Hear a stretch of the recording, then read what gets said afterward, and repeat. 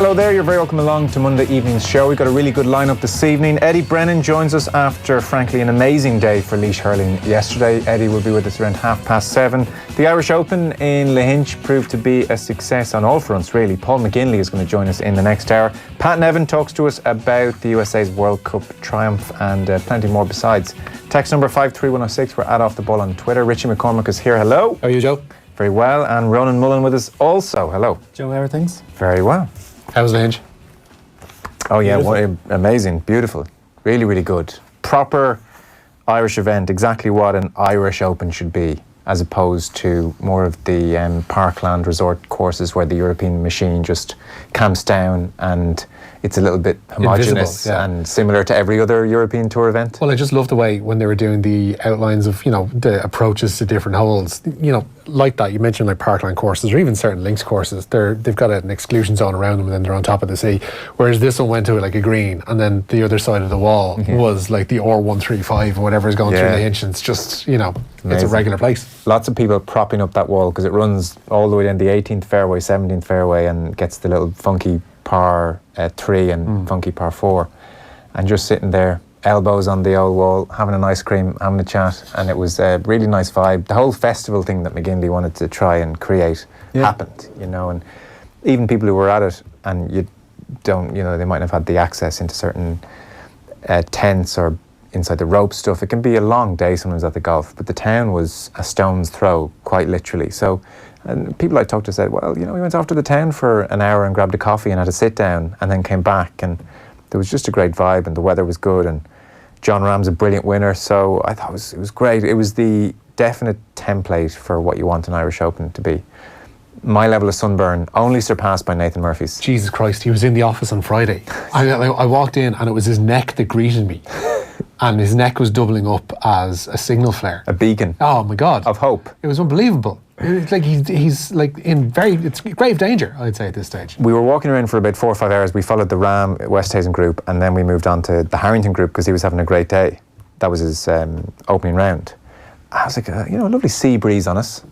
It's the breeze that'll burn you, as my mum always says. The minute that sea breeze stopped when we got inside, we realised there had been trouble because we were looking at somebody else's calves that was going around. The girl, she was like carrying the scorecard and we thought, it's a bit of a burn there. It's not good.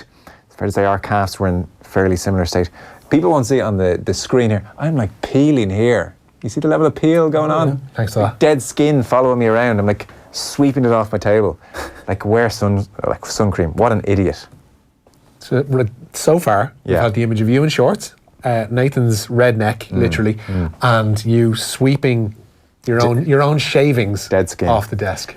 It's great. There is a certain level of embarrassment when, as a grown adult, you have to go into the pharmacy with a bright red face on you and ask where the after sun is, please. Yeah. And they just look at you and say, you should know better. Really? Yeah. Can I just say this? Really? You'll never get over the indignity of having to put sun cream. I mean, you might at some stage, looking at it. Where? But the top of your head. Like actually having to go where there was hair. You have to. There's nothing lacking dignity there. Joe, I can tell.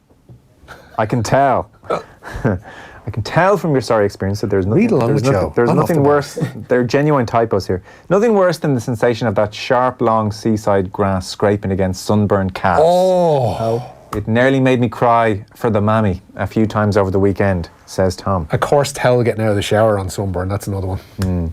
But the grass tickling off the sunburn on your calf, that's not good. It's a dreadful thing. It's a genuinely serious thing to be getting sunburned. Like, it's not something you want to make a habit of. Yeah. No, it's really not good. And then even the hot shower, even the lukewarm shower is painful. And into bed that night, it's like, oh. Anyway, that aside, Lahinch was class, really good. Paul McGinley's going to join us around 8:30. I presume he's delighted. Like, there's talk of maybe it come back to Dublin next year. It might depend who hosts it. I was actually just going to ask, have we not got a set host yet? It's all very vague. There were, Harrington, it seems to be a rota. Yeah.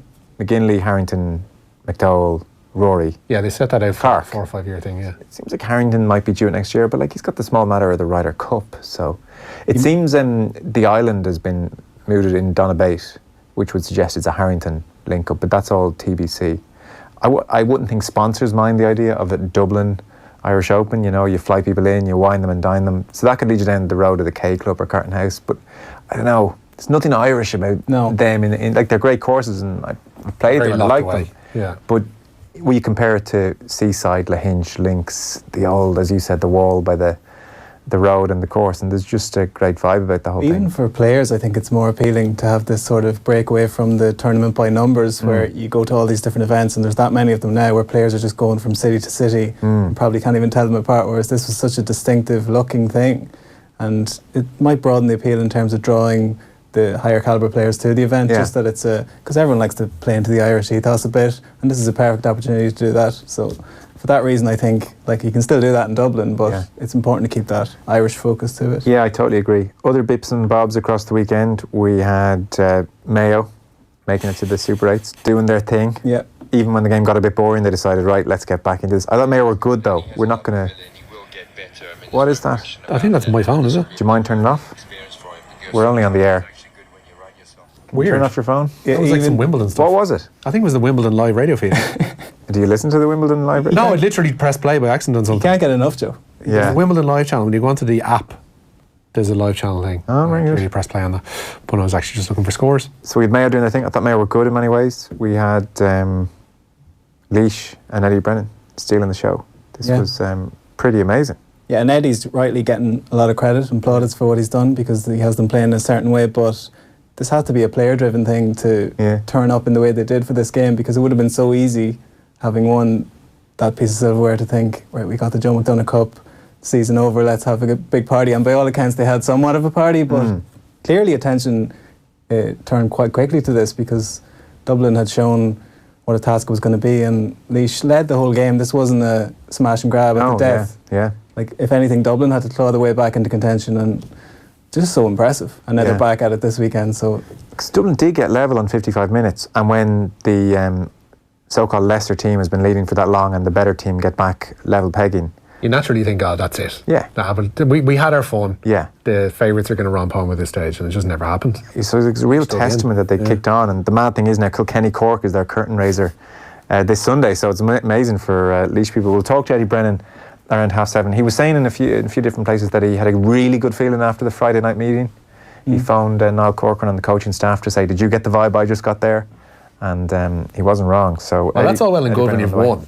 Yeah. He's not going to say, I got a really good vibe, I was really pleased. We got, Westmeath at Cork, Yeah. It is an interesting format as well, to go from quote-unquote secondary competition back into Liam McCarthy contention in theory. Like, they're back in the mix, having won. Yeah. Do you know what I mean? It's kind of the opposite of what's being measured on the football side of things, where, right, we're going to give you an opening into the main competition, but if you lose, see you later. Whereas this is very much the opposite, where if you can show your mettle, you're back in with the big boys. Yeah, the 6-day turnaround's no fun. No, so that's what they're going to have to work on.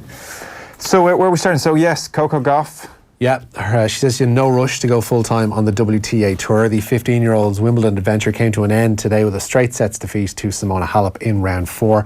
Players Gauff's age are limited to 10 tournaments on the WTA Tour a year, but despite talk of exemptions and alterations, Gauff is happy to develop at her own speed. Even if the restrictions weren't there, I still think I wouldn't play as much as players do when the older players do, just because I'm still trying to develop my game and I'm still trying to train. So I feel like I would obviously play more than the rules state, but I think I wouldn't try to overdo it, because I'm still 15 and my game isn't nearly as good as I want it to be. So I'll take more time to train. The women's quarter-final lineup now complete, Joe. Yeah, I was just going to say, this is an amazing story. Nick Pitt had a great piece in the Sunday Times yesterday, which is worth the read if you want to know more about Coco Gauff and how all this happened. So in 2009, Serena Williams won the Australian Open, and her dad was watching on TV and he started applauding when she won, and Coco Gauff said, oh, did you think this was good? I'll do this. And literally it was that kind of a silly moment that got her playing tennis. And then her dad, in a Richard Williams-esque way, he left his job in corporate America. He was like head of sales at some big pharmaceutical company. They moved to Florida and he threw himself into her tennis career. I was going to say for a long time, but it's only 7, 8, 9 years ago, because she's still so young. And her mother was like a heptathlete at Florida State. He was a basketball college player as well, so unbelievable genes. John McEnroe was saying she'll be world number 1 before she's 20. Martina Navratilova was saying something similar as well. Said her tennis IQ is off the charts. It's difficult to say though, in fairness. I mean, without wanting to go full John Giles on you here tonight. Yeah. I mean, like, she's 15. She looked, I don't want to say she looked very out of her depth today, but she definitely looked like somebody who wasn't used to playing in a round 4 match against the 7th seed. Yeah. Halep was streets ahead of her today, and even in Friday night's match as well, she had moments, and like that was a very against Herzog was a very error-driven match. Yeah. And she just happened to come out with the best of it, especially in that third set when Herzog just collapsed. But there's a long road to go, and these restrictions that they have in there as regards age. I mean, I saw somebody today saying that in any other sport, if they're old enough, if they're good enough, they're old enough. But like, we've seen far too many people, especially in tennis, flame out really early and really young because they were just thrown in there. So No, it's very true. Jennifer Capriati was used as the example in Nick Pitt's there's column. so many. There's the Yelena Dokic's. There's But similarly, these could be her peak years. That we don't know that if she's got the hot hand at the moment and she's in her athletic prime, we don't know if she's going to be this good in 10 years' time. So is it right to deny her?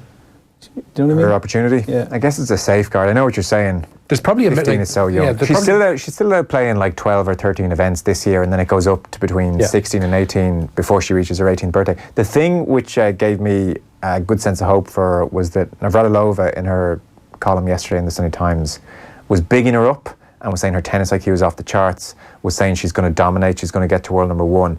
But she also listed out 4 or 5 things she needs to improve on, like develop a slice serve, higher finish on the forehand, some stuff like that. But she also said she's going to lose tomorrow to Halep. So she wasn't getting carried away saying, this is the greatest thing we've ever seen, this is the Lionel Messi of tennis, here we go, like, get on this gravy train now, she's going to win Wimbledon. She was saying she's going to be world number 1, she's going to be the dominant player, but she is going to lose tomorrow, which was reassuring. It wasn't a kind of losing the plot. She's going all the way. Yeah, she's going all the way. She's going to have that Venus Rosewater dish in her hands on Saturday afternoon. Everything is golden. No, she'll have to wait, and rightly so. Her profile when she got on the plane to London compared to what it's going to be like when she arrives back, because the people I see tweeting about avidly watching her matches, who only ever tweet about golf, for example, when Tiger Woods is going well. Yeah. They're mainstream sports fans, and that's been a constant of her post-match press conferences. Like, literally, who's been DMing you? Yeah. Who's been talking about you on Twitter? She's like, she got all in a flutter about Serena Williams. No, not Serena Williams' mom. Sorry, Beyonce's mom, Tina Knowles, like tweeting her or DMing her the other week. Well, her mum said, you need to remember she's really immature. Trust me, I live with her. Her room's a mess. She's got posters of Beyonce and Serena Williams in her room. So that's her what you're talking about. teachers didn't know that she's gone this far, as regards. Like, some of them, she was saying last week, before she actually picked up a racket at Wimbledon, didn't know that she was playing at Wimbledon, and didn't know until her name was appearing in online articles and in the papers, etc. Okay. Her own teachers didn't know. Okay, well, so we're saying goodbye to Coco for now. Women's quarter-final lineup, though, is complete, with Halep facing Zhang Shui tomorrow. Women's top seed Ashley Barty, she was beaten in 3 sets today by Alison Risk, and Risk's reward is a quarter-final with Serena Williams. Thank you. The 7-time champion needed just 63 minutes to beat Carla Suarez Navarro in straight sets earlier today. Third seed Karolina Pliskova lost 13-11 in the deciding set of her match with her fellow Czech Karolina Mukova, and next for Mukova is the 8th seed Alina Svitolina. Jo Konta, she beat 2-time champion Petra Kvitova in 3 sets and sets up a meeting with Barbora Stritsova. Men's top seed Novak Djokovic beat world number 66 Ugo Humbert 6-3, 6-2, 6-3 to seal a quarter-final meeting with David Goffin on Wednesday. Rafa Nadal will take on Sam Querrey in the last 8 following an easy win over Joao Sosa. Straight sets for him as well. Roger Federer in the past few moments has completed a 6-1, 6-2, 6-2 victory over the 17th seed Matteo Berrettini. As you mentioned, a fortnight after the Joe McDonagh Cup success, Laois will return to Croke Park for an All-Ireland semi-final with Tipperary. Eddie Brennan's side were 122 to 23 point winners over Dublin in Portlaoise to secure a first All-Ireland quarter-final in 40 years. The O'Moore's result was at odds with Westmeath's 140 to 20 points hammering at the hands of Cork. And as you mentioned, Laois boss Eddie Brennan feels their McDonagh Cup final opponents were hard done by Croke Park. I feel sorry for Westmeath having beaten in a final last week and having to go through a fixture like that. That's supposed to be that's a reward apparently for getting to a final. And those Westmeath lads, I have huge admiration for them that they went and faced into that today, because I think on the other side of the coin you could be saying, listen, no thanks, you're grand, because what sport across the world plays a final and then has lads to go play a match? And it would be easy for me to just disregard that opinion. And I feel strongly on that. We'll talk to Eddie Brennan in about 10 minutes' time. Alan Partridge to blame for our next story. No.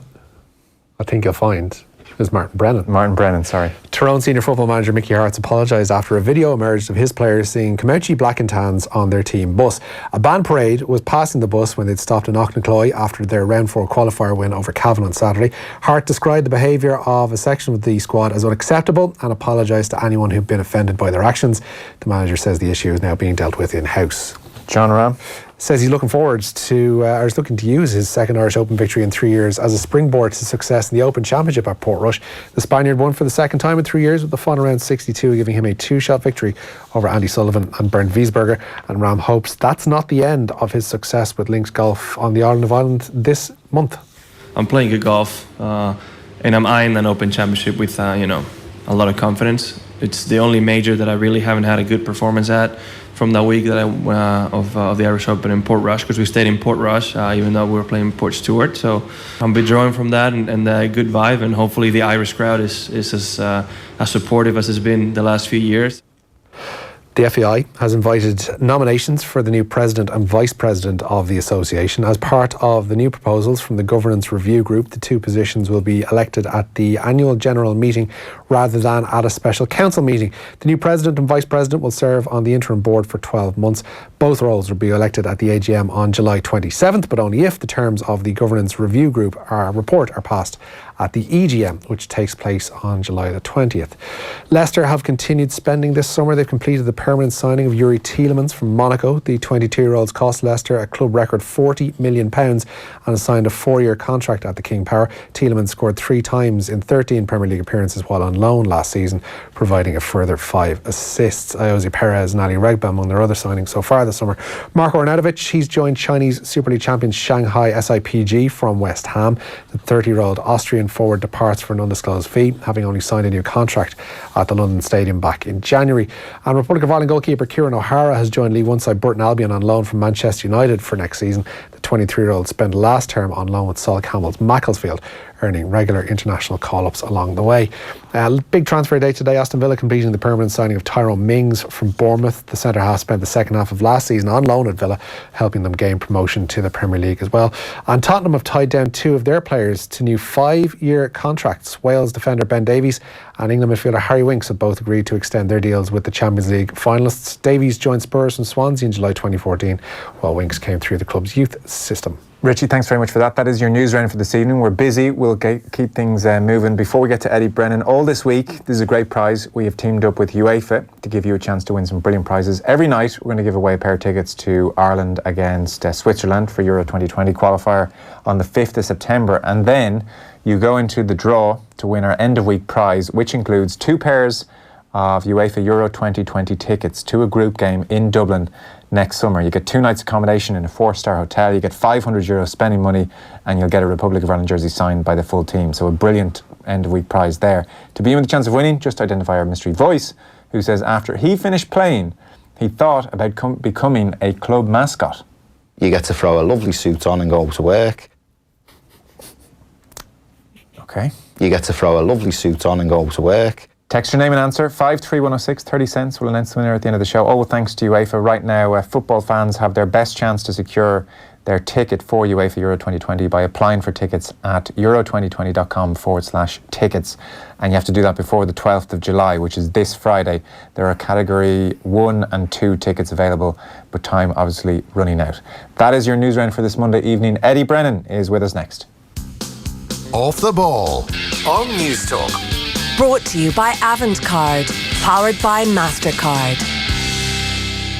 Avantcard Reward Plus Credit Card, Ireland's only credit card that gives you interest refunds on purchases. Info correct June 2019. Source ccpc.ie. Avantcard DAC is regulated by the Central Bank of Ireland. Remember when we asked what a gazebo was and you said it could be a lightweight garden shelter, a swift shelter, pop-up tent, marquee or party tent? Well, at omaracamping.com we now custom brand industrial shelters for clubs, organisations and businesses with your very own logo. And guess what it's called?